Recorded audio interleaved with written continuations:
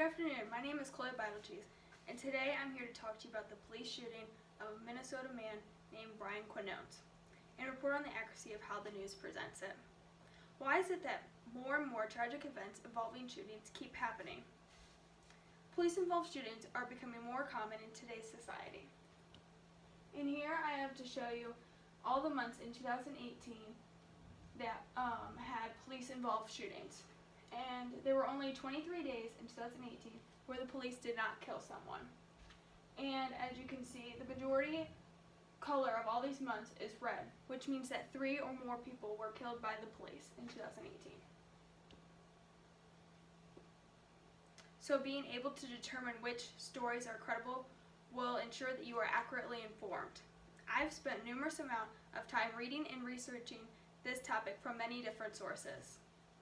I will be speaking about the background information on the shooting, reporting on the multiple news coverages, and explaining any biased reports. Brian Quinones, a man from Minnesota, was killed and shot by the police after live streaming the chase.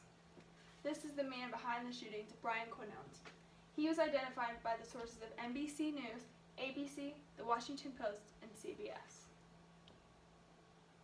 Now I will discuss the timeline and order of the shooting. According to the 2019 CBS News article, Minnesota man Brian Jean Quinones, killed in police shooting after live streaming the chase, reported that before the shooting occurred, Quinones was reported to have run through multiple red lights and did not pull over. The Washington Post reported in the article, man streams chase before Minnesota police fatally shoot him, that after the police forced the car to stop, Quinones did not pull over, and he did pull over after the police stopped him, but he didn't when he ran through the red light. And then after he was pulled over, he proceeded to get out of the car with a large knife. Due to the many controversial killings involving the police, many media sources have covered this story. NBC News, The Washington Post, ABC News, and CBS News all covered the story.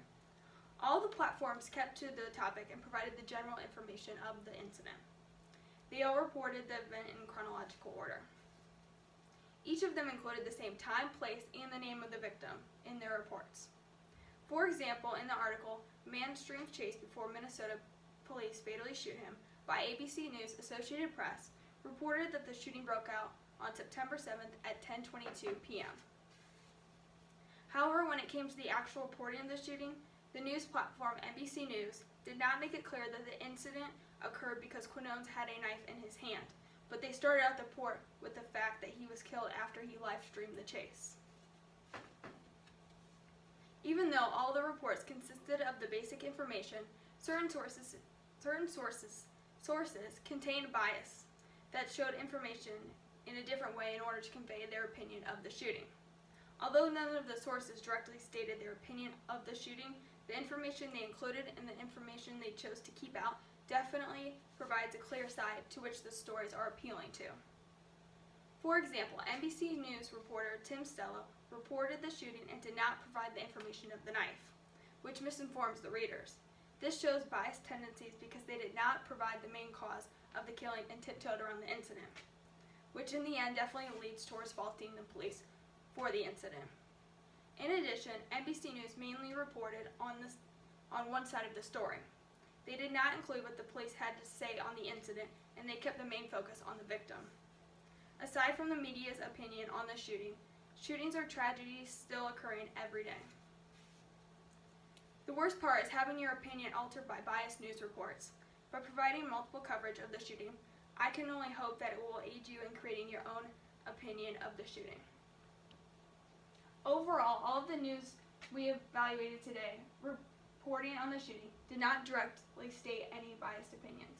Nonetheless, there were some underlying biases that were clear to see.